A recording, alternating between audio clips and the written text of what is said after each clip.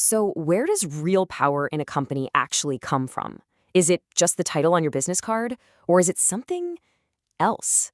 Today, we're going to dig into this amazing story about an unofficial boss whose actions totally changed the game and set a huge legal precedent. All right, let's just jump right in with the big question. Can you actually be a boss? I mean, the person calling the shots and making massive decisions without the official title? You'd think the answer would be a hard no, right? But as you're about to see, it's way more complicated than that. And look, this isn't just some business school thought experiment. This actually happened. Back in 1968, this one guy's actions put this whole idea to the ultimate test in a UK court. It was a landmark case that forced everyone to figure out what authority even means. And believe it or not, the decision they made still impacts how companies work today. So let's get into the story. It's all about this one guy who was, for all intents and purposes, the boss, just without the official piece of paper saying so. Okay, so here's the setup at this company, Brayhead Limited. You've got this guy, Helly Hutchinson. His official title is chairman, but he's also acting like the managing director. He's the one making big deals, signing contracts, basically running the show. And here's the kicker. The board, they knew all about it. They saw him doing it day in and day out, but they never actually, officially gave him the job. And as you can imagine, this created a massive legal headache. The entire case boiled down to this one simple question of authority. What really matters more? What's written down on paper, or what everyone understands just by watching what happens every day?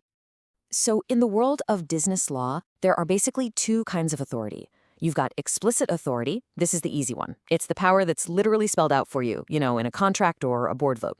It's what the paperwork says you can do. But then there's implied authority, and this is where things get interesting. This isn't written down anywhere. It's what your conduct shows you can do.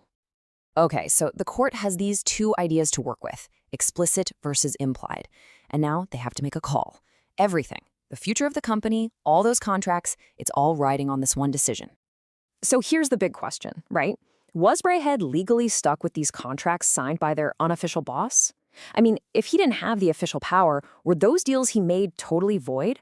Or was the company on the hook for all of it? And the court's answer was, well, it was a game changer. They basically said, and I'm quoting here, that actual authority may be implied from the conduct of the parties and the circumstances of the case. Think about that. What they're saying is that actions can speak way louder than any formal document. And there you have it. The verdict was a big, fat yes. The contracts were totally valid because Helly Hutchinson's authority was implied by everything he did and everything the board let him do. Brayhead was on the hook. He might have been an unofficial boss, but his power? Oh, it was very, very real. So this whole idea of authority implied by action is fascinating. But how does it actually get established? I mean, it doesn't just magically appear, right? It's built up over time, piece by piece, through a pattern of someone doing something and, just as crucial, a pattern of the people in charge not stopping them. The fancy legal term for this is implied actual authority. And really, it just means power that you can figure out from someone's behavior, not from a piece of paper. The key thing here is that the board, or whoever's in charge, knows what's going on. They see this person acting like they have a certain job, and they just let it happen. That silence, in the eyes of the law, that's basically a nod of approval. You can actually break it down into 3 simple steps. Step 1, the board permits it. They know what's up, and they let it slide. Step 2, consistent action. The person just keeps on doing the job day after day. And finally, step 3, authority is inferred. The law looks at this situation and says, well, if you let them act like the managing director, we're going to assume you gave them the power of a managing director. So this case went down decades ago, right? But the lessons from it, they're more important today than ever before. Think about it. We live in a world of startups and agile teams where job titles can be super fluid and not everything is written down. So what does this mean for you, for us, today? Well, here are the big takeaways. First, power is so much more than a job title. It's about what you do. Second, a company's silence can be incredibly powerful. It can literally create legal agreements without a single vote. And maybe the biggest lesson of all, if you really want to understand who has the power in any group, don't look at the org chart. Watch who's allowed to get stuff done. And that brings us to the final thought.